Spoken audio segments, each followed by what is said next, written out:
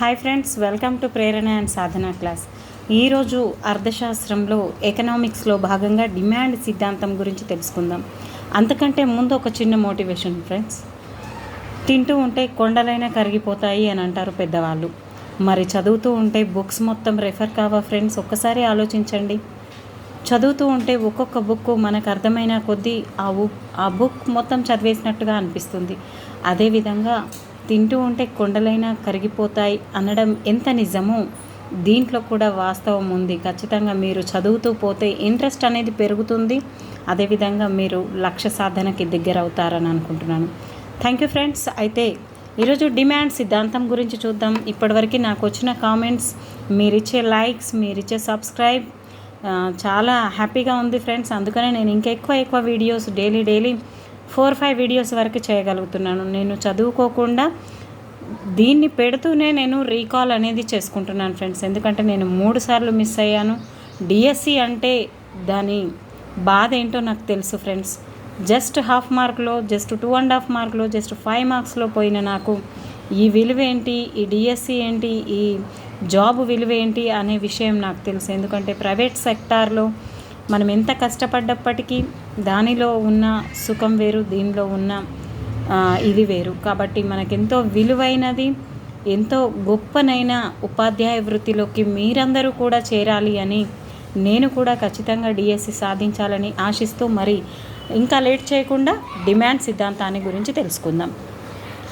అయితే ఇది చాలా ఇంపార్టెంట్ టాపిక్ ఫ్రెండ్స్. ఖచ్చితంగా ఒక్కటి లేదా 2 బిట్స్ కంపల్సరీ వస్తాయి.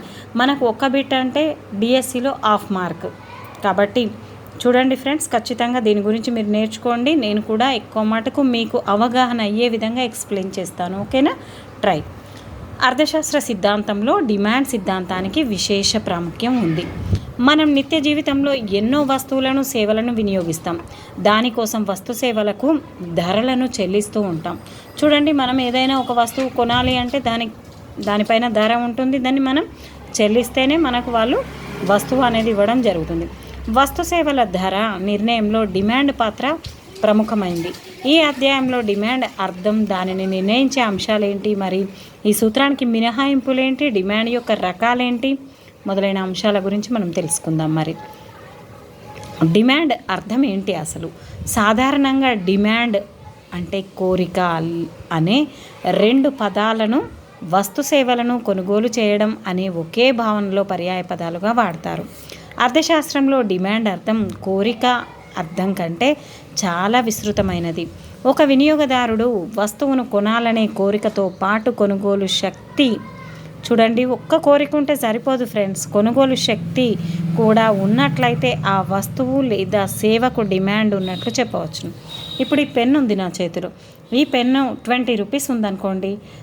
నా దగ్గర 10 రూపీస్ మాత్రమే ఉన్నాయి. నాకు ఈ పెన్ను కొనాలనే కోరిక ఉంది, కానీ కొనలేని స్తోమతలో ఉన్నాను. కాబట్టి అక్కడ డిమాండ్ ఉన్నప్పటికీ మనం కొనలేం కాబట్టి డిమాండ్ అనేది వర్తించదు. అదే ఈ 20 రూపీస్కి 20 రూపీస్ నేను పెట్టే స్థితిలో ఉన్నప్పుడే దానికి డిమాండ్ ఉంది అని అంటాం. అంటే ఒక వస్తువును కొనాలనే కోరికతో పాటు కొనుగోలు శక్తి కూడా ఉన్నట్లయితేనే అప్పుడు ఆ వస్తువు లేదా సేవకు డిమాండ్ ఉన్నట్లు అని చెప్పవచ్చు. అర్థమైంది అనుకుంటాను. ఓకే, మరి డిమాండ్ యొక్క లక్షణాలు ఏంటి? ఫస్ట్ కోరిక ఉండాలి. కోరికను తీర్చుకునే ఆర్థిక శక్తి కూడా ఉండాలి. అంటే మన దగ్గర డబ్బు ఉండాలి. ధరను చెల్లించడానికి ఆసక్తి చూపాలి. లేదు, ఇది 20 రూపాయలు అని అన్నాడు షాపు వాడు, లేదు 15 రూపాయలకే ఇవ్వండి అంటే వాడు ససేమిరా అన్నప్పుడు మనం ఖచ్చితంగా పెట్టాలనే ఆసక్తి అనేది ఉండాలి. డిమాండ్ ఒక నిర్ణీత కాలానికి సంబంధించింది. డిమాండ్ ఒక నిర్ణీత ధరకు సంబంధించింది. డిమాండ్ ఫలం అంటే ఏంటంటే ఏదైనా ఒక వస్తువు లేదా సేవకు ఉన్న డిమాండ్, ఆ డిమాండ్ను ప్రభావితం చేసే అంశాలకు మధ్య ఉన్న ప్రమేయ సంబంధాన్ని తెలియజేయున్నది డిమాండ్ ఫలం. డిమాండ్ ఆధార చలాంకం దాన్ని ప్రభావితం చేసే అంశాలు, స్వతంత్ర చలాంకాల డిమాండ్ ఫలాన్ని తెలుసుకొనుటకు ఉపయోగించు సమీకరణం. dx = f px, p1 ... pn YT. ఒకసారి చూద్దాం ఇవన్నీ అంటే ఏంటి. మరి డిఎక్స్, ఎక్స్ వస్తువు డిమాండ్ పరిమాణం. మరి పిఎక్స్ అంటే ఎక్స్ వస్తువు ధర, ప్రైస్ కాబట్టి ఎక్స్ వస్తువు ధర. P1 పి అని అంటే ప్రత్యామ్నాయ పూరక వస్తువుల ధరలు. ఇప్పుడు ఈ పెన్ను ఉంది ఫ్రెండ్స్, ఈ పెన్నుతో పాటు ఇంకా మిగతా పెన్నుల యొక్క ధరలు తక్కువ ఉన్నాయనుకోండి, నేను వాటిని కొంటాను, అప్పుడు దీనికి డిమాండ్ అనేది తగ్గిపోతుంది. ఆ విధంగా ప్రత్యామ్నాయ పూరక వస్తువుల ధరలు. వై అంటే వినియోగదారుని ఆదాయం, అదేవిధంగా టీ వినియోగదారుని అభిరుచులు, టేస్ట్ అన్నట్టు. ఎఫ్ ప్రమేయ సంబంధం. ఈ ప్రమేయ సంబంధంలో డిమాండ్ ఆధార చలాంకం పిఎక్స్ పి1 మైనస్ పిఎన్ వైటీలు స్వతంత్ర చలాంకాలు. డిమాండ్ను నిర్ధారించే అంశాలు ఏంటో మరి చూద్దాం. ఒక వస్తువు కన్నా డిమాండ్ను మార్కెట్లో అనేక అంశాలు ప్రభావితం చేస్తాయి. డిమాండ్ ఫలం ఒక వస్తువు డిమాండ్ను దాన్ని నిర్ణయించే అంశాలను తెలియజేస్తుంది. ప్రధానంగా డిమాండ్ను నిర్ణయించే అంశాలు వస్తువు ధర, ప్రత్యామ్నాయ పూరక వస్తువుల ధరలు. చూద్దాం మనం మరి వస్తువు ధర ఏముంది. ఒక వస్తువు డిమాండ్ ప్రధానంగా ఆ వస్తువు ధరపై ఆధారపడి ఉంటుంది. ధర పెరిగితే డిమాండ్ తగ్గుతుంది, ధర తగ్గితే డిమాండ్ పెరుగుతుంది. అంటే ధర డిమాండ్ విలోమ సంబంధాన్ని కలిగి ఉంటాయి. చూడండి, ఇప్పుడు ఇది 20 రూపాయల వస్తువు అనుకుందాం. దీని ధరను సడన్గా 15 రూపాయలకు చేశారనుకోండి, చాలామంది వెళ్ళి మనం అందరం కొంటూనే ఉంటాం. అంటే ధర తగ్గింది కాబట్టి ఎక్కువ మంది వెళ్ళి కొంటూ ఉన్నాం, దాన్నే డిమాండ్ అంటాం. అంటే డిమాండ్ అనేది పెరిగింది ఈ వస్తువుకి. అంటే ధర తగ్గితే డిమాండ్ పెరిగింది. ఇదే వస్తువుని, ఇదే పెన్నుని 25 రూపాయలు లేదా 30 రూపాయలు చేసినప్పుడు మనం దీనికి బదులుగా వేరేది తీసుకుంటాం. కాబట్టి ధర పెరిగితే డిమాండ్ అనేది తగ్గడం అర్థమైంది అనుకుంటాను. ఓకే, నెక్స్ట్ ప్రత్యామ్నాయ పూరక వస్తువుల ధరలు. ప్రత్యామ్నాయ పూరక వస్తువుల ధరలు ఒక వస్తువు డిమాండ్ను కొంత మేరకు ప్రభావితం చేస్తాయి. కాఫీ, టీ ప్రత్యామ్నాయ వస్తువులు. కాఫీ బదులు టీ ఇలాంటి వస్తువుల విషయంలో ఒక వస్తువు ధర పెరిగితే మరొక వస్తువు డిమాండ్ పెరుగుతుంది. అందువల్ల ప్రత్యామ్నాయ వస్తువుల విషయంలో ధర, డిమాండ్ ధనాత్మక సంబంధాన్ని కలిగి ఉంటాయి. అంటే కాఫీ, టీ ప్రత్యామ్నాయ వస్తువులు అని తెలుసుకున్నాం మనం. ఇలాంటి వస్తువుల విషయంలో ఒక వస్తువు ధర పెరిగితే మరొక వస్తువు యొక్క డిమాండ్ పెరుగుతుంది. అంటే దాని ధర పెరిగిందనుకోండి, ఇలాంటి పెన్నే ఇంకోటి ఉంది కాబట్టి దాన్ని కొంటారు. అంటే దీని ధర పెరిగింది కాబట్టి దాని డిమాండ్ పెరుగుతుంది అని చెప్తున్నాను. ఇప్పుడు ఇది ఒక పెన్ను, ఇంకొక హ్యాండ్లో ఇది ఒక పెన్ను అనుకోండి, ఇది ఒక పెన్ను, 2 పెన్నులు ఉన్నాయనుకోండి. అప్పుడు దీని ధర పెరిగింది, ఈ చేతిలో ఈ ఫింగర్ని ఇంకో పెన్ అనుకుంటే దీని ధర పెరిగింది మనకు, అప్పుడు దీని యొక్క డిమాండ్ పెరుగుతుంది. అంటే ఇంకో వస్తువు యొక్క డిమాండ్ పెరుగుతుంది అని అర్థం. ఆ విధంగా నెక్స్ట్ వాహనాలు, డీజిల్ పూరక వస్తువులు. ఇవి ప్రత్యామ్నాయ వస్తువులు, ఇవి పూరక వస్తువులు. అందువల్ల ఒక వస్తువు ధర తగ్గితే మరొక వస్తువుకు డిమాండ్ పెరుగుతుంది. పూరక వస్తువుల విషయంలో ధర, డిమాండ్ రుణాత్మక సంబంధం కలిగి ఉంటాయి. దీన్ని చక్కగా అర్థం చేసుకోండి, చాలా ఇంపార్టెంట్ ఫ్రెండ్స్. వాహనాలు, డీజిల్ పూరక వస్తువులు. అందువల్ల ఒక వస్తువు ధర తగ్గితే, ఇప్పుడు డీజిల్ ధర తగ్గిందండి, మరొక వస్తువుకు డిమాండ్ పెరుగుతుంది. డీజిల్ ధర తగ్గిందని ఇప్పుడు ఇక్కడ ఒక బండి ఉంది, దీని పెట్రోల్ ధర అనేది తగ్గిపోయింది అనుకోండి, మనం ధర తగ్గింది కదా అని బండిలను ఎక్కువ మొత్తంలో కొనడానికి అందరూ ఇంట్రెస్ట్ చూపిస్తారు. అంటే డీజిల్ వాహనాలకి పెట్రోల్ కానీ డీజిల్ కానీ ఎంత అవసరమో మీ అందరికీ తెలిసిన విషయం. వాటి ధర తగ్గితే దీని యొక్క డిమాండ్ అనేది పెరుగుతుంది. అంటే పూరక వస్తువుల విషయంలో ధర, డిమాండ్ రుణాత్మక సంబంధం కలిగి ఉంటాయి. ఇందాక ఇక్కడ ప్రత్యామ్నాయ వస్తువుల విషయంలోనేమో ధరకు, డిమాండ్కు ధనాత్మక సంబంధం. అంటే అది పెరిగితే ఇది పెరుగుతుంది, ధర పెరిగితే వేరే వస్తువు యొక్క డిమాండ్ అనేది పెరుగుతుంది. అంటే పెరగడం ప్రత్యామ్నాయం. ఇక్కడనేమో పెరిగితే తగ్గడం రుణాత్మకం. ఈ విధంగా ఉంటుంది పూరక వస్తువుల విషయంలో. నెక్స్ట్ ఫ్రెండ్స్, వినియోగదారుని ఆదాయం. ఇప్పుడు చూడండి, వినియోగదారుని ఆదాయం అతని కొనుగోలు శక్తిని ప్రభావితం చేస్తుంది. ఇతర అంశాలలో మార్పు లేకుండా ఆదాయం పెరిగితే సాధారణ వస్తువుల డిమాండ్ పెరుగుతుంది. కానీ నాసిరకం వస్తువుల విషయంలో ఆదాయం పెరిగినా డిమాండ్ అనేది పెరగదు. ఇతర అంశాలలో మార్పు లేకుండా ఆదాయం పెరిగితే, ఇప్పుడు ఆదాయం అనేది పెరిగింది ఫ్రెండ్స్, నాకు అక్కడ ఎదురుగా ఒక కారు ఉంది ఇంటి ముందర, ఆదాయం పెరిగింది కాబట్టి ఖచ్చితంగా నేను పెరిగిన ఆదాయానికి తగ్గట్టుగా కారు కొనాలి అనే స్తోమత నాకు ఉంటే ఖచ్చితంగా కారుని కొంటాం. అంటే వినియోగదారుని యొక్క ఆదాయం పెరిగితే ఖచ్చితంగా మనం ఏం చేస్తాం, ఆ వస్తువుని కొనగలుగుతాం. అదే ఆదాయం లేదనుకోండి, నేను కొనలేని పరిస్థితిలో ఉన్నట్టు మీకు అర్థమైంది అనుకుంటాను. అంటే వినియోగదారుని ఆదాయం పెరిగితే కొనుగోలు శక్తి అనేది పెరిగి ఆటోమేటిక్గా మనం వస్తువులను కొనగలుగుతాం. కానీ నాసిరకం వస్తువుల విషయంలో ఆదాయం పెరిగినా డిమాండ్ పెరగదు. ఎందుకంటే అవి ఎంత కావాలనో అంతవరకే తీసుకుంటాం కాబట్టి వాటి యొక్క డిమాండ్ అనేది పెరగదు. వినియోగదారుని రుచులు అభిరుచులు, మరి నాసిరకం వస్తువులు అంటే తక్కువ ధరే అనుకోండి, దొడ్డు బియ్యం లాంటివి అలాంటివి అనుకుందాం సపోజ్. మరి అలాంటి వస్తువులను కొనడానికి ఇంట్రెస్ట్ అనేది చూపించాం కదా, ఆదాయం పెరిగిపోయింది, నా వస్తువులను ఎందుకు కొంటాం? వేరే బియ్యంని, ఇంకా మంచి బియ్యాన్ని, అలాంటి బాస్మతి బియ్యం, అలాంటి శ్రీరామ్ రైస్ లాంటి వేరే రైస్కి వెళ్ళిపోతాం. కాబట్టి నాసిరకం వస్తువుల విషయంలో ఆదాయం పెరిగినా కానీ డిమాండ్ అనేది పెరగదు. అర్థమైంది అనుకుంటాను ఫ్రెండ్స్. వినియోగదారుని రుచులు అభిరుచులు, వినియోగదారులందరి రుచులు అభిరుచులు వైఖరులు మొదలైనవి ఒకే విధంగా ఉండవు. ఒక వ్యక్తికి మారడంతో పాటు స్థిరంగా కూడా ఉండవు. ఆ వ్యక్తికే ఉండవు కాబట్టి డిఫరెంట్గా ఉంటాయి. ఉదాహరణ, ఫ్యాషన్ మార్పుల వల్ల ట్రౌజర్లకు డిమాండ్ పెరిగి ధోతులకు డిమాండ్ అనేది తగ్గిపోయింది. చూడండి, ఇంతకుముందు ధోతి అలాంటి లుంగీస్ లాంటివి కట్టేవాళ్ళు, ఇప్పుడు ఇలాంటి ట్రౌజర్స్ లాంటి ప్యాంట్ లాంటివి తీసుకోవడం జరుగుతుంది. అంటే వీటి డిమాండ్ అనేది పెరుగుతుంది. అంటే రుచులు అభిరుచులు చేంజ్ అయినా కొద్దీ వాటి యొక్క డిమాండ్ వేరే వాటికి వెళ్ళిపోవడం జరుగుతుంది. జనాభా పరిమాణం కూడా దేశంలోని వస్తువుల డిమాండ్ పరిమాణాన్ని నిర్ణయిస్తుంది. ఉదాహరణ, జనాభా పెరిగితే ఆహార ధాన్యాలు, వస్త్రాలు మొదలైన వాటికి డిమాండ్ పెరుగుతాయి. కంపల్సరీ కదా, పెరిగిన జనాభాకు తగ్గట్టుగా ఆహార ధాన్యాలు కావాలి, అదేవిధంగా ధరించడానికి వస్త్రాలు అనేటివి కావాలి. కాబట్టి డిమాండ్ అనేది ఆటోమేటిక్గా పెరుగుతుంది. సాంకేతికపరమైన మార్పులు, సాంకేతిక విజ్ఞాన పురోగతి వల్ల నూతన వస్తువులు సృష్టించబడతాయి. ఫలితంగా పాత వస్తువులకు ప్రత్యామ్నాయంగా నూతన వస్తువులకు డిమాండ్ అనేది పెరుగుతుంది. ఉదాహరణకు, ల్యాండ్ ఫోన్లకు ప్రత్యామ్నాయంగా సెల్ ఫోన్లను డిమాండ్ పెరగడం. చూడండి, ల్యాండ్ ఫోన్ ఇప్పటి పిల్లలు అసలు చూసి కూడా ఉండరు. ఇప్పుడు స్మార్ట్ ఫోన్ అనేది చాలామంది చేతుల్లో ప్రతి ఒక్కరి దగ్గర అనేది ఉండడం జరుగుతుంది. ఈ విధంగా తేడా అనేది రావడం జరిగింది ప్రత్యామ్నాయ వస్తువుల విషయంలో. వాతావరణంలో మార్పులు, వాతావరణంలోని మార్పులు కొన్ని వస్తువుల డిమాండ్ను ప్రభావితం చేస్తాయి. శీతల పానీయాలు, నూలు వస్త్రాలు, ఎయిర్ కండిషనర్లు మొదలైన వస్తువులకు వేసవి కాలంలో డిమాండ్ అనేది పెరుగుతుంది.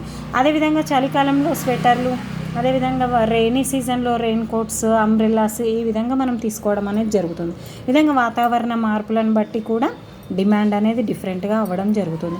ఆర్థిక స్థితిగతులు, ఆర్థిక వృద్ధి జరుగుతున్న సమయంలో సంపద వృద్ధి చెంది వస్తువులకు డిమాండ్ అనేది పెరుగుతుంది. ఆర్థిక వ్యవస్థ పురోగమనం మందకొడిగా ఉంటే వస్తువులకు డిమాండ్ అనేది తగ్గుతుంది. అందువల్ల ఆర్థిక స్థితిగతులు వస్తువుల డిమాండ్ ప్రభావితం చేస్తాయని చెప్పవచ్చు. మరియు డిమాండ్ యొక్క రకాలు ఏంటంటే 3 రకాలుగా ఉంది. ధర డిమాండ్, ఆదాయ డిమాండ్, జాత్యాంతర డిమాండ్. మరి ధర డిమాండ్ సూత్రం గురించి తెలుసుకుందాం. డిమాండ్ సూత్రం తెలియజేయు అంశాలు: వస్తువు ధరలు దాని డిమాండ్ పరిమాణానికి ఉన్న సంబంధం ఏంటో ఒకసారి తెలుసుకుందాం. నిర్ణీత సమయంలో మార్కెట్లోని వివిధ ధరల వద్ద వినియోగదారులు కొనే వస్తువులు లేదా సేవల పరిమాణాలు, వినియోగదారుని ఆదాయాలు, ప్రత్యామ్నాయ పూరక వస్తువుల ధరలు, వినియోగదారుని అభిరుచులు మొదలైనవి స్థిరంగా ఉన్నప్పుడు వస్తువు ధరకు దాని డిమాండ్కు మధ్య విలోమ సంబంధం ఉంటుందని డిమాండ్ సూత్రం తెలియజేస్తుంది. ఇప్పటిదాకా మనం నేర్చుకున్నది అదే కదా ఫ్రెండ్స్. ఈ సూత్రం ప్రకారం ధర తగ్గినప్పుడు డిమాండ్ పెరుగుతుంది, ధర పెరిగినప్పుడు డిమాండ్ తగ్గుతుంది. అది కామన్ సూత్రం. ఓకే, డిమాండ్ పట్టిక ఒకసారి చూద్దాం. నిర్ణీత సమయంలో ఒక మార్కెట్లో వివిధ రకాల వద్ద వస్తువులు ఎంత పరిమాణంలో కొనుగోలు చేయబడుతున్నాయో తెలియజేయున్నదే డిమాండ్ పట్టిక. ఇది 2 రకాలు: వైయక్తిక డిమాండ్ పట్టిక, మార్కెట్ డిమాండ్ పట్టిక. వైయక్తిక డిమాండ్ పట్టిక మార్కెట్లోని వివిధ ధరలను ఒక్క వినియోగదారుడు కొనుగోలు చేసే వస్తు పరిమాణాలు తెలియజేస్తుంది. ఒక వస్తువు ధరకు దాని డిమాండ్ పరిమాణానికి ఎప్పుడూ రుణాత్మక సంబంధం లేదా విలోమ సంబంధమే ఉంటుంది. వైయక్తిక డిమాండ్ రేఖ ధరకు డిమాండ్కు గల విలోమ సంబంధాన్ని సూచిస్తుంది. డిమాండ్ రేఖ సరళ రేఖగా లేదా వక్రరేఖగా మూల బిందువుకు కుంభాకారంలో ఉంటుంది. డిమాండ్ రేఖ ఎడమ నుంచి కుడికి వాలి ఉంటుంది. ఒక్కసారి ఇక్కడ చూడండి, ఇలా ఉంటుంది. ఇక్కడ స్టార్ట్ అయ్యి ఇలా ఉంటుంది. డిమాండ్ రేఖ ఎడమ నుండి కుడికి వాలి ఉంటుంది. మార్కెట్ డిమాండ్ పట్టిక వివిధ ధరల వద్ద మొత్తం వినియోగదారులు ఒక వస్తువుకు ఎంతెంత పరిమాణంలో కొనుగోలు చేస్తారో తెలియజేయున్నది మార్కెట్ డిమాండ్ పట్టిక. మార్కెట్ డిమాండ్ పట్టిక సూచించున్నది నిర్ణీత కాలంలో మార్కెట్లోని వివిధ ధరల వద్ద ఒక వస్తువుకు ఉన్న మొత్తం డిమాండ్ సూత్రం చూద్దాం. ఒక వస్తువు ధర తగ్గితే డిమాండ్ పరిమాణం పెరుగుతుంది, ధర పెరిగితే డిమాండ్ పరిమాణం తగ్గుతుంది. ధరకు డిమాండ్కు విలోమ సంబంధం చూడండి ఎన్నిసార్లు ఇచ్చారో. మార్షల్ ప్రకారం ఇతర పరిస్థితుల్లో మార్పు లేనంత వరకు ధర తగ్గితే డిమాండ్ పెరుగుతుంది, ధర పెరిగితే డిమాండ్ తగ్గుతుంది అని మార్షల్ చెప్పడం జరిగింది. డిమాండ్ సూత్రానికి మరి ప్రమేయాలు ఏమున్నాయి? వినియోగదారుల ఆదాయం స్థిరంగా ఉండాలి, వినియోగదారుల అభిరుచులు వైఖరులు మారకూడదు, ప్రత్యామ్నాయ పూరక వస్తువుల ధరలు మారకూడదు, నూతన ప్రత్యామ్నాయాలు లభ్యం కాకూడదు, భవిష్యత్తులో ధరలలో వచ్చే మార్పులను అంచనా వేయకూడదు. అప్పుడే ఇది వర్తిస్తుంది. డిమాండ్ సూత్రానికి మరి మినహాయింపులు ఏంటి? డిమాండ్ సూత్రం ప్రకారం వస్తు ధర డిమాండ్ విలోమ సంబంధాన్ని కలిగి ఉంటాయి, కానీ కొన్ని పరిస్థితులలో ధర డిమాండ్ అనులోమ సంబంధాన్ని కలిగి ఉంటాయి. అంటే ధర పెరిగితే డిమాండ్ పెరుగుతుంది. ఈ పరిస్థితి డిమాండ్ సూత్రానికి మినహాయింపు. ఈ ప్రత్యేక పరిస్థితుల్లో డిమాండ్ రేఖ ఎడమ నుంచి కుడికి పైకి వాలుతుంది. ఎడమ నుంచి కుడికి ఈ విధంగా ఉంది అని అన్నాం కదా ఇందాక. ఎడమ నుంచి కుడికి పైకి వాలుతుంది. గిఫెన్ వైపరీత్యం. సర్ రాబర్ట్ గిఫెన్ ఇంగ్లాండ్లోని శ్రామికుల ధర పెరగని మాంసం వినియోగాన్ని తగ్గించి ధర పెరిగిన రొట్టెను ఎక్కువగా కొనడాన్ని గమనించాడు. ఈ వైపరీత్యాన్ని గిఫెన్ వైపరీత్యం అంటారు. చూడండి ఒకసారి. ఇంగ్లాండ్లోని శ్రామికులు ధర పెరగని మాంసం వినియోగాన్ని తగ్గించి ధర పెరిగిన రొట్టెను ఎక్కువగా తినడాన్ని గమనించాడు అన్నట్టు. వెబ్లర్ ప్రభావం గౌరవ సూచక వస్తువులు. వెబ్లర్ ఏం చెప్పాడు? అమెరికాకు చెందిన వెబ్లెన్ గౌరవ సూచక వస్తువుల విషయంలో, ఈయన అమెరికాడు కాబట్టి గౌరవ సూచక వస్తువుల గురించి చెప్పడం జరిగింది. డిమాండ్ సూత్రం పనిచేయదని తెలిపాడు. ఈయన రాసిన పుస్తకాల్లో the theory of the leisure class ప్రముఖమైంది. గౌరవ సూచక వస్తువులైన వజ్రాలు, విలువైన లోహాలు, బంగారం మొదలైనవి కలిగి ఉండడాన్ని సాంఘిక హోదాగా భావిస్తారు. అందువల్ల ధనవంతులు వీటి ధర ఎక్కువగా ఉన్నప్పుడు హోదా పెరుగుతుందని భావించి ఎక్కువగా కొనుగోలు చేస్తారు. ఇది డిమాండ్ సూత్రానికి విరుద్ధం. మీకు అర్థమయ్యే ఉంటుంది. గిఫెన్ వైపరీత్యం ఏం చెప్పింది? ఈ తక్కువ మాంసం ధర పెరగకపోని తగ్గినప్పటికీ రొట్టెను, అంటే రొట్టె అనేది అవసరం కాబట్టి తింటే తన యొక్క ఆకలిని తీరుస్తుంది కాబట్టి దాని యొక్క డిమాండ్ అనేది పెరిగింది. ఇక్కడ వెబ్లెన్ ఏం చెప్తున్నాడు? గౌరవ సూచక వస్తువులు అంటే బంగారం యొక్క ధర పెరిగిందనుకోండి, పెరిగినప్పటికీ ఉన్న వాళ్ళు ఏం చేస్తున్నారు? దాన్ని కొంటున్నారు. అంటే ధర పెరిగినప్పటికీ కొనడం అనేది జరుగుతుంది. అంటే డిమాండ్ అనేది పెరుగుతుంది. అంచనా వ్యాపారస్తులు వస్తువుల ధరలు పెరుగుతూ ఉంటే భవిష్యత్తులో ఇంకా పెరుగుతాయని భావించి ఆ వస్తువులు ఎక్కువగా కొనుగోలు చేస్తారు. వస్తువుల ధరలు తగ్గుతుంటే భవిష్యత్తులో ఇంకా తగ్గుతాయని భావించి తక్కువ కొనుగోలు చేస్తారు. ఈ పరిస్థితి డిమాండ్ సూత్రానికి విరుద్ధమే ఫ్రెండ్స్. ఉదాహరణకు స్టాక్స్ కంపెనీ షేర్లు. భ్రాంతి. కొంతమంది వినియోగదారులు కొన్నిసార్లు ఎక్కువ ధర కలిగి ఉన్న వస్తువులు ఎక్కువ నాణ్యత కూడి ఉంటాయన్న భ్రాంతిలో కొంటారు. అందువల్ల ధర ఎక్కువగా ఉన్నప్పుడు ఎక్కువగా కొనుగోలు చేస్తారు. ధర తగ్గినప్పుడు నాణ్యత లోపించిందన్న భ్రాంతితో తక్కువగా కొనుగోలు చేస్తారు. నాసిరకం వస్తువులు, గౌరవ సూచక వస్తువులు, అంచనా వ్యాపారం మొదలైన విషయాల్లో డిమాండ్ సూత్రం వర్తించదు. అంటే డిమాండ్ సూత్రానికి ఇది వ్యతిరేకంగా ఉంటుంది. డిమాండ్ రేఖ రుణాత్మక వాలుకు కారణాలు. మరి డిమాండ్ రేఖ రుణాత్మకమైన వాలును కలిగి ఉంటుంది. డిమాండ్ రేఖ ఎడమ నుంచి కుడికి కిందికి వాలి ఉంటుంది.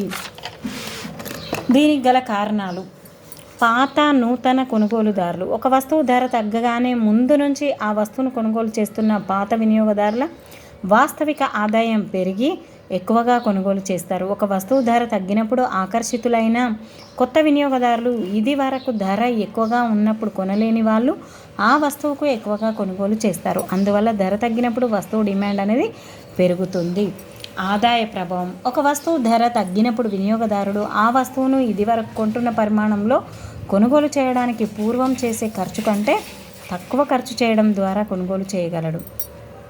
వస్తువు ధర తగ్గింది కాబట్టి ఆయన ఇంకా తక్కువ ఖర్చు కంటే తక్కువ ఖర్చు చేయడం అనేది చేస్తాడు. ఈ కారణంగా ద్రవ్య ఆదాయంలో మార్పు లేనప్పటికీ వాస్తవిక ఆదాయం పెరిగి ఆ వస్తువుకు ఎక్కువగా కొనగలుగుతున్నాడు.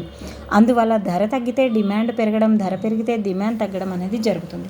ప్రత్యామ్నాయ ప్రభావం. రెండు వస్తువులు ప్రత్యామ్నాయ వస్తువులు అయితే ఒక వస్తువు ధర తగ్గి మరొక వస్తువు ధర స్థిరంగా ఉంటే ధర తగ్గిన వస్తువును ధర స్థిరంగా ఉన్న వస్తువుకు బదులుగా ప్రత్యామ్నాయం చేస్తారు. ఉదాహరణకు పెప్సీ, థమ్సప్ శీతల పానీయాలు. పెప్సీ ధర పెరిగితే వినియోగదారులు దానికి ప్రత్యామ్నాయంగా థమ్సప్ కొనుగోలు చేస్తారు. ధర తగ్గని వస్తువును చవకగా భావించి ఎక్కువగా కొనుగోలు చేస్తారు. అందువల్ల డిమాండ్ రేఖ ఎడమ నుంచి కుడికి కిందికి వాలుతుంది. క్షీణోపాంత ప్రయోజన సూత్రం. క్షీణోపాంత ప్రయోజన సూత్రం ప్రకారం ఒక వస్తువు వినియోగాన్ని పెంచుతూ పోతే దాని అదనపు ప్రయోజనం అనేది క్షీణిస్తుంది అని మనం ఇంతకుముందే తెలుసుకున్నాం. ఒక వస్తువును ఎక్కువగా కొనుగోలు చేస్తే ఉపాంత ప్రయోజనం తగ్గడం వల్ల వినియోగదారుడు తక్కువ ధర ఇవ్వడానికి సిద్ధపడతాడు. అందువల్ల డిమాండ్ రేఖ ఎడమ నుంచి కుడికి కిందికి వాలి ఉంటుంది. వస్తువుకున్న బహుళ ఉపయోగాలు. కొన్ని వస్తువులకు బహుళ ఉపయోగాలు ఉంటాయి. మరికొన్ని వస్తువులు ఒక ప్రత్యేకమైన ఉపయోగానికి మాత్రమే వినియోగించబడతాయి. అనేక ఉపయోగాలున్న వస్తువులకు ధర తగ్గితే డిమాండ్ ఎక్కువగా ఉంటుంది. ఆ వస్తువులకు ధర పెరిగితే అతి ముఖ్యమైన వినియోగానికి మాత్రమే వాడుకొనడం జరుగుతుంది. పాలు, బొగ్గు, విద్యుత్ శక్తి మొదలైనవి. బహుళ ఉపయోగాలున్న వస్తువులకు ధర తగ్గితే డిమాండ్ ఎక్కువగా పెరగడంతో డిమాండ్ రేఖ రుణాత్మక వాలును కలిగి ఉంటుంది. ఆదాయ డిమాండ్. వినియోగదారుల ఆదాయాలకు వారు కొనుగోలు చేసే వస్తు పరిమాణాలకు ఉన్న సంబంధాన్ని ఆదాయ డిమాండ్ తెలుపుతుంది. వినియోగదారులు వివిధ ఆదాయ స్థాయిల వద్ద వస్తువులను ఎంతెంత పరిమాణంలో డిమాండ్ చేస్తారో ఆదాయం డిమాండ్ తెలుపుతుంది. ఆదాయం పెరిగే కొద్దీ మేలు రకం లేదా సాధారణ వస్తువు డిమాండ్ పెరుగుతుంది. ఈ వస్తువుల విషయంలో ఆదాయానికి డిమాండ్ అనులోమ సంబంధం అనేది ఉంటుంది. ఆదాయం తగ్గే కొద్దీ నాసిరకం వస్తువులకు డిమాండ్ పెరుగుతుంది. ఈ వస్తువుల విషయంలో ఆదాయానికి డిమాండ్కు మధ్య విలోమ సంబంధం అనేది ఉంటుంది. ఆదాయం పెరిగే కొద్దీ వినియోగదారులు నాసిరకం వస్తువులకు బదులుగా మేలు రకం వస్తువులను కొనుగోలు చేయడం జరుగుతుంది. ఆదాయానికి డిమాండ్కు ఉన్న ప్రమేయం సంబంధాన్ని తెలుసుకొనుట ఉపయోగపడే సమీకరణం ఈ క్రింద ఇవ్వబడింది. ఆదాయ డిమాండ్ ద్వారా ఆదాయం పెరిగే కొలది మేలు రకం వస్తువులు లేదా సాధారణ వస్తువుల డిమాండ్ పెరుగుతుందని, కానీ నాసి రకం వస్తువుల డిమాండ్ తగ్గుతుందని తెలుసుకోవచ్చు. మేలు రకం వస్తువులు, సాధారణ వస్తువులు. ఆదాయం పెరిగితే మేలు రకం వస్తువులు లేదా సాధారణ వస్తువుల డిమాండ్ అనేది పెరుగుతుంది. దీన్నే మళ్ళీ రిపీట్గా ఇచ్చారు ఫ్రెండ్స్ ఇక్కడ వరకు కూడా. నెక్స్ట్ జాత్యాంతర డిమాండ్. ప్రత్యామ్నాయ పూరక వస్తువుల ధరల్లో వచ్చే మార్పుల వల్ల వస్తువు డిమాండ్లో వచ్చే మార్పులనే జాత్యాంతర డిమాండ్ అనే తెలియజేస్తుంది. జాత్యాంతర డిమాండ్ ప్రత్యామ్నాయ పూరక వస్తువుల ధరల్లో వచ్చే మార్పులకు వాటి డిమాండ్లో వచ్చే మార్పులకు ఉన్న ప్రమేయ సంబంధాన్ని సూచిస్తుంది. ప్రత్యామ్నాయ వస్తువులు. ఒకే కోరికను తీర్చగల వివిధ వస్తువులను ప్రత్యామ్నాయ వస్తువులు అంటారు. టీ, కాఫీ, పెప్సీ, కోకోకోలా ఇలాంటివన్నీ కూడా. ప్రత్యామ్నాయ వస్తువుల విషయంలో జాత్యాంతర డిమాండ్ అనులోమ లేదా ధనాత్మక సంబంధాన్ని సూచిస్తుంది. పూరక వస్తువులు. ఒకే కోరికను తీర్చడానికి కొన్ని వస్తువులు సమిష్టిగా ఉపయోగించబడతాయి. అలాంటి వస్తువులను పూరక వస్తువులు అంటారు. కారు, పెట్రోలు, రొట్టె, వెన్న, తాళం చెవి మొదలైనవి. ఇంకా మీరు ఏవైనా ఇవ్వాలనుకుంటే కామెంట్ రూపంలో పెట్టండి ఫ్రెండ్స్. కార్ల ధరకు పెట్రోలు డిమాండ్కు రుణాత్మక సంబంధం ఉంటుంది. కార్ల ధర తగ్గితే పెట్రోలు ధరతో ప్రమేయం లేకుండా పెట్రోలు డిమాండ్ పెరిగింది. కార్ల ధర పెరిగితే పెట్రోలు ధరతో ప్రమేయం లేకుండా పెట్రోల్ డిమాండ్ అనేది తగ్గింది. పూరక వస్తువుల విషయంలో జాత్యాంతర డిమాండ్ రేఖ విలోమ లేదా రుణాత్మక సంబంధాన్ని సూచిస్తుంది. అంటే డిమాండ్ సూత్రం ఏ విధంగా ఉంటుందో పూరక వస్తువులది కూడా అదే విధంగా ఉంటుంది. అదే ప్రత్యామ్నాయ వస్తువులది డిఫరెంట్గా ఉంటుంది. డిమాండ్ వ్యాకోచత్వం అర్థం. ఆర్థిక శాస్త్ర సిద్ధాంతాల్లో డిమాండ్ వ్యాకోచత్వం అనే భావనను విశేష ప్రాధాన్యత ఉంది. ధరలో వచ్చిన మార్పు స్పందనకు ప్రతిస్పందనగా డిమాండ్లో ఎంత మేరకు మార్పు వస్తుందో డిమాండ్ వ్యాకోచత్వ భావన తెలుపుతుంది. ఇక్కడ వరకు మళ్ళీ అదే ఉంది ఫ్రెండ్స్. నిర్వచనాలు. డిమాండ్ వ్యాకోచత్వం అనే భావనను కౌర్నాట్ మిల్ రూపొందించినప్పటికీ ఆల్ఫ్రెడ్ మార్షల్ అభివృద్ధి పరిచారు. ఆల్ఫ్రెడ్ మార్షల్ ధర తగ్గినప్పుడు డిమాండ్ ఎక్కువవుతుందని ఈ విధంగా చెప్పడం జరిగింది. ఆల్రెడీ చెప్పాను. శ్రీమతి జాన్ రాబిన్సన్ అభిప్రాయంలో ధరలో వచ్చే అనుపాతపు మార్పు స్పందనకు బదులుగా డిమాండ్ పరిమాణంలో వచ్చే అనుపాతపు మార్పు ప్రతిస్పందన ఏ మేరకు ఉంటుందో తెలియచేసే భావన డిమాండ్ వ్యాకోచత్వం అన్నారు. డిమాండ్లో వచ్చిన అనుపాతం మార్పు బై ధరలో వచ్చిన అనుపాతపు మార్పు. ధరలోని మార్పు శాతానికి డిమాండ్లోని మార్పు శాతానికి ఉన్న నిష్పత్తియే డిమాండ్ వ్యాకోచత్వం. ఇందాక ఇచ్చినట్టే మళ్ళీ ధర డిమాండ్ వ్యాకోచత్వం, ఆదాయ డిమాండ్ వ్యాకోచత్వం, జాత్యాంతర డిమాండ్ వ్యాకోచత్వం గురించి మళ్ళీ దాన్నే చెప్పడం జరిగింది ఫ్రెండ్స్. భూమి అంటే కేవలం ఇక్కడ చూడండి ఉత్పత్తి అర్థం. ఉత్పత్తి అతి ముఖ్యమైన ఆర్థిక కార్యకలాపం. ఉత్పత్తి అంటే ఒక వస్తువును సృష్టించడం. రైతులు పండించే గోధుమ, వరి, పారిశ్రామిక రంగంలో తయారయ్యే వస్త్రం, రేడియో మొదలైన వాటిని ఉత్పత్తి అంటాం. ఉత్పత్తి అంటే ఉత్పాదకాలను ఉత్పత్తిగా మార్చే ప్రక్రియ. ఉత్పత్తి కార్యకలాపాలన్నీ వస్తువుకు ఒక్కొక్క దశలో ప్రయోజనాన్ని లేదా కోరికను తీర్చే శక్తిని సృష్టిస్తాయి. వస్తువులు, సేవలు పొందడానికి చేసే కార్యకలాపాలన్నీ ఉత్పత్తి అని మేయర్ అభిప్రాయం. ఆధునిక యుగంలో వస్తూత్పత్తి ప్రక్రియ చాలా క్లిష్టమైంది. ఉత్పత్తి కారకాలు మరి ఏమున్నాయి? వస్తు సేవల ఉత్పత్తికి కావలసినవి ఉత్పత్తి కారకాలు. ఉత్పత్తి కారకాలు సహజ కారకాలు కావచ్చు లేదా మానవ నిర్మిత కారకాలైనా కావచ్చు. ఉత్పత్తి కారకాలు ముఖ్యంగా 4 రకాలు: భూమి, శ్రమ, మూలధనం, వ్యవస్థాపనం. ఆధునిక ఆర్థిక శాస్త్రవేత్తలు ఉత్పత్తి కారకాలను శ్రమ, మూలధనంగా విభజించారు. మూలధనంలో భూమిని, శ్రమతో వ్యవస్థాపనను విలీనం చేస్తారు. ఒక దేశంలో జరిగే మొత్తం ఉత్పత్తి కారకాల పరిమాణం వాటి నాణ్యతపై ఆధారపడి ఉంది. భూమి అంటే కేవలం నేల లేదా ఉపరితలం మాత్రమే కాకుండా అడవులు, నీరు, వాతావరణం, ఖనిజాలు, ఇంధనం మొదలైన ప్రకృతి వనరులన్నీ కూడా భూమిలో భాగమే. ఉత్పత్తికారకమైన భూమికి గల లక్షణాలు: భూమి ప్రకృతి వల్ల లభించిన ఉచిత కానుక. భూమి సప్లై పరిమితం. ఆర్థిక వ్యవస్థను దృష్టిలో పెట్టుకుంటే భూమి సప్లై స్థిరం, అంటే భూమి సప్లై సంపూర్ణ అవ్యాకోచంగా ఉంటుంది. భూమికి గమనశీలత అనేది లేదు. భూమిని ఒక ప్రదేశం నుంచి మరొక ప్రదేశానికి తరలించలేం. భూమిని ఇతర కారకాలతో కలిసి ఉపయోగిస్తూ పోతే క్షీణ ప్రతిఫలాలు ఏర్పడతాయి. భూమి సారంలో తేడాలు అనేటివి ఉంటాయి. భూమి తనంతట తానుగా దేనిని ఉత్పత్తి చేయదు. మానవ ప్రయత్నం తోడైతేనే ఉత్పత్తి అనేది జరుగుతుంది. శ్రమ అంటే ఆదాయాన్ని సంపాదించడానికి వస్తు సేవల ఉత్పత్తిలో అందించే భౌతిక, మానసిక శ్రమ. శ్రమ చురుకైన ఉత్పత్తి కారకం. శ్రమతో కలిసినప్పుడే భూమి, మూలధనం ఉపయోగంలో వస్తాయి. శ్రమకు గల లక్షణాలు: శ్రమను శ్రామికుడి నుంచి విడదీయలేం. శ్రామికుడు శ్రమనే అమ్ముతాడు తప్ప తానుగా అమ్ముడు పోడు. శ్రమ నశ్వరం, అంటే శ్రామికుడు ఒకరోజు పనిచేయకపోతే ఆ రోజు శ్రమ వృధా అయినట్లు. శ్రమను నిల్వ చేయలేం. శ్రమను రిజర్వ్ ధర లేదు. శ్రమకు ప్రారంభంలో బేరమాడే శక్తి తక్కువగా ఉంటుంది. శ్రామికుల సామర్థ్యం వేరువేరుగా ఉంటుంది. నైపుణ్యం లేని శ్రమ, పాక్షిక నైపుణ్యం ఉన్న శ్రమ, నైపుణ్యం ఉన్న శ్రమ. శ్రామికులు తక్కువ వేతనాల వద్ద ఎక్కువ శ్రమను సప్లై చేస్తారు.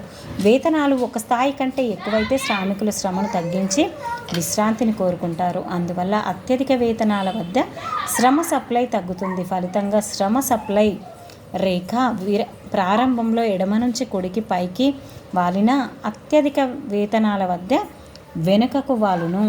శ్రమ విభజన. ఈ విధంగా ఆడమ్ స్మిత్ ఈ శ్రమ విభజనను గుర్తించి వివరించారు. ఏ శ్రామికుడు ఒక వస్తువును పూర్తిగా తయారు చేయడు. ప్రతి శ్రామికుడు వస్తువులోని ఒక భాగాన్ని మాత్రమే తయారు చేస్తాడు. శ్రామికుల విభజన వల్ల మరి లాభాలు ఏముంది? ఒక పనిని నిర్విరామంగా శ్రామికుడు చేస్తున్నందువల్ల అతని నైపుణ్యం, సామర్థ్యం పెరిగి ఉత్పత్తి పెరుగుతుంది. నవ్య కల్పనలకు దోహదపడుతుంది. కాలం ఆదా అవుతుంది. యాంత్రికీకరణకు అవకాశం ఏర్పడుతుంది. వివిధ ఉద్యోగ అవకాశాలు ఉంటాయి. శ్రామికుల నైపుణ్యం ఆధారంగా తగిన పని లభిస్తుంది. శ్రమ విభజన వల్ల మరి నష్టాలేంటి? ఒకే రకం పని వల్ల శ్రామికుడు ఆసక్తిని కోల్పోతారు. మానవాభివృద్ధికి నిరోధం. నైపుణ్యాన్ని కోల్పోతాడు. నిరుద్యోగిత ఏర్పడవచ్చు. శ్రామికుల గమనశీలతకు అవరోధం. శ్రామికుల సామర్థ్యం రకరకాలుగా ఉంటుంది. అధిక శీతోష్ణ స్థితికి శ్రమకు ప్రతిఫలం. విద్య, శిక్షణ, చైతన్యం వల్ల సామర్థ్యం పెరుగుతుంది. ఆరోగ్యం, శారీరక దారుఢ్యం వల్ల కూడా సామర్థ్యం ఎక్కువ అవుతుంది. ఈ విధంగా ఉంటుంది. మూలధనం. మరి సాధారణంగా మూలధనం అంటే ద్రవ్యం అనే భావిస్తాం.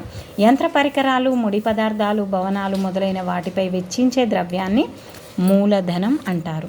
ప్రస్తుత సంపదలోని కొంత భాగాన్ని భవిష్యత్తులో సంపదను సృష్టించుకోవడానికి ఉపయోగించబడేదే మూలధనం.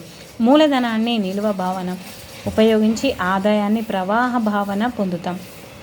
మూలధనాన్ని మానవ నిర్మిత ఉత్పత్తి కారకమని కూడా అంటారు. మూలధనం సప్లై మార్పులుంటాయి. దీనికి గమనశీలత ఉంటుంది. మూలధన వర్గీకరణ: నిజ మూలధనం, మానవ మూలధనం.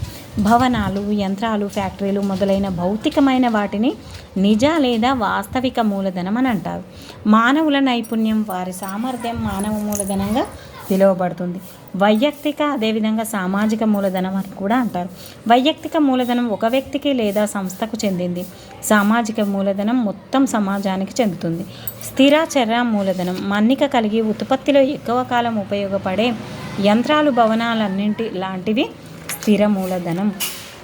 ఉత్పత్తి ఒకసారి మాత్రమే ఉపయోగపడే శ్రామికులు, ముడి పదార్థాలు లాంటివి చర మూలధనం. స్పర్శనీయ, అస్పర్శనీయ మూలధనం: భౌతిక రూపంలో ఉండే మూలధనం స్పర్శనీయం, అంటే ముట్టడానికి అవకాశం అనేది ఉంటుంది. గుడ్ విల్, పేటెంట్ రైట్స్ లాంటివి వాటిని అస్పర్శనీయ మూలధనంగా పరిగణిస్తారు. మరి మూలధన ప్రాధాన్యత ఇందాక తెలుసుకున్నాం. వ్యవస్థాపన: ఉత్పత్తి కార్యకలాపాలన్నింటినీ నిర్వహించడానికి అవసరమైనదే వ్యవస్థాపన. వ్యవస్థాపకుడు ఇతర ఉత్పత్తి కారకాలన్నింటినీ సమీకరించుకొని వాటిని సరైన నిష్పత్తిలో సమ్మేళనపరిచి సరైన సాంకేతిక పరిజ్ఞానాన్ని వాడి కనిష్ట వ్యయానికి గరిష్ట ఉత్పత్తి చేయడం అతని విధి. అంటే వ్యవస్థాపకుడు ఏం చేస్తాడు, ఇవన్నిటినీ కలిపి ఒక్కో రకంగా వాటిని ఏ విధంగా ఉపయోగించాలి అని సమర్థతతో సమర్థవంతంగా చేయడం జరుగుతుంది, ఉత్పత్తి చేయడం జరుగుతుంది. షుంపీటర్ ప్రకారం మరి ఏం చెప్పాడు? షుంపీటర్: వ్యవస్థాపకుడు లేదా ఉద్యమదారుడు నవకల్పనను ప్రవేశపెట్టే ఉద్యమిత్వాన్ని కలిగి ఉండాలి. ఇతర ఉత్పత్తి కారకాలను, ప్రతిఫలాలను చెల్లించే బాధ్యత ఉద్యమదారునిదే. ఉద్యమదారునికి నవకల్పనలు ప్రవేశపెట్టే సామర్థ్యం ఎంత ఎక్కువగా ఉంటే సాంకేతిక ప్రగతి అంత ఎక్కువగా ఉండి తక్కువ వ్యయానికి ఉత్పత్తి అధికంగా ఉంటుంది. ఉత్పత్తి ఫలం: ఒక నిర్ణీత సమయంలో ఉత్పాదకాలు ఏ విధంగా రూపాంతరం చెంది ఉత్పత్తిగా మారుతాయో ఉత్పత్తి ఫలం తెలుపుతుంది. అంటే ఇతనికి ఉత్పత్తి వస్తు సేవల రూపంలో ఉంటుంది. భూమి, శ్రమ, మూలధనం, వ్యవస్థాపన రూపంలో ఉత్పత్తి కారకాలు ఉంటాయి. ఈ విధంగా భూమికి బాటకాన్ని చెల్లిస్తారు, శ్రమకు వేతనం చెల్లిస్తారు, మూలధనానికి వడ్డీ చెల్లిస్తారు.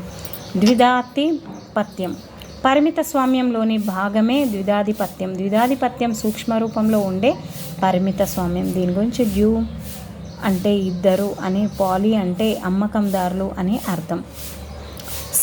సప్లై గురించి తెలుసుకుందాం. ఇప్పటి వరకు మనం డిమాండ్ గురించి తెలుసుకున్నాం.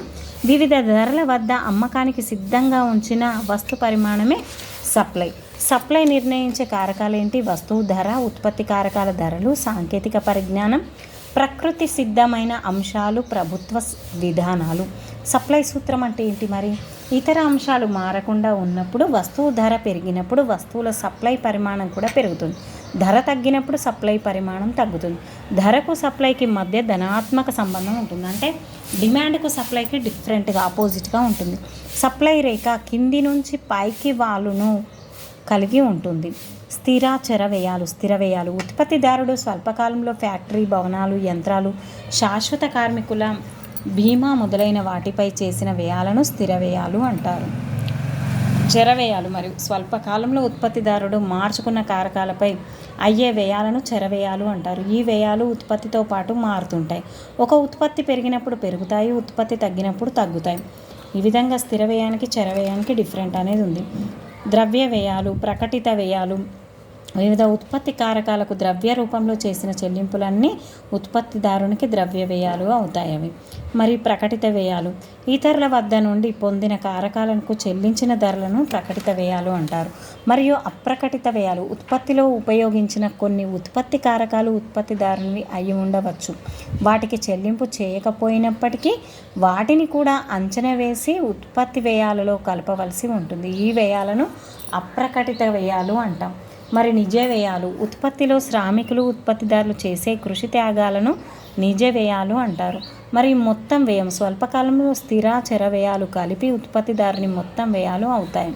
అంటే మొత్తం వ్యయం స్థిర వ్యయం ప్లస్ చర వ్యయం. సగటు వ్యయం ఒక వస్తువును ఉత్పత్తి చేయడానికి అయ్యే వ్యయాన్ని తెలుపుతుంది. అంటే సగటు వ్యయం మొత్తం వ్యయం బై ఉత్పత్తి. ఉపాంత వ్యయం: అదనపు వస్తువుకు ఉత్పత్తి చేయడానికి అయ్యే అదనపు వ్యయమే ఉపాంత వ్యయం. అవకాశ వ్యయం: ఒక ఉత్పత్తి కారకం యొక్క అవకాశ వ్యయం దాని యొక్క ప్రత్యామ్నాయ ఉపయోగంలో పోగొట్టుకున్న ప్రయోజనంగా పేర్కొనవచ్చు. మొత్తం రాబడి: కొంత మొత్తం ఉత్పత్తిని మార్కెట్లో ధర వద్ద అమ్మితే వచ్చేది ఉత్పత్తిదారునికి రాబడి అవుతుంది. మొత్తం రాబడి మార్కెట్లో వస్తువు ధర మీద, అమ్మిన ఉత్పత్తి పరిమాణం మీద ఆధారపడి ఉంటుంది. మొత్తం రాబడి ఈక్వల్ ధర ఇంటూ ఉత్పత్తి పరిమాణం.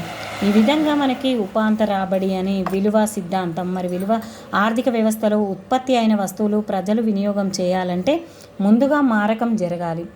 వస్తువుల సేవల అమ్మకాలు కొనుగోలుకు చెందిన కార్యక్రమాన్నే మారకం అంటారు. ఈ కొనుగోలు అమ్మకాల్లో మార్కెట్ అనేది జరుగుతుంది. అందువల్ల మార్కెట్ వస్తు సేవల ధరలు నిర్ణయించడానికి, అమ్మకాలు కొనుగోలు జరగడానికి సహాయపడుతుంది.